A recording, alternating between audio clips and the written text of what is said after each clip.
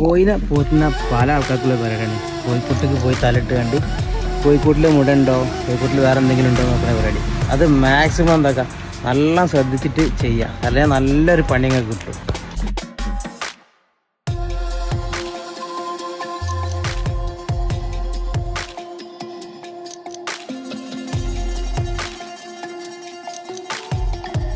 കോഴിക്കൂട്ടിനുള്ളിലേക്ക് പാമ്പിന് കയറാൻ പറ്റിയ വല്ല ഹോളുണ്ടോ ചുറ്റുഭാഗത്തുള്ളത് നല്ല ശ്രദ്ധിക്കും. ഈ ഓട്ടക്കൂടെ പോയതാവൂല്ലേ?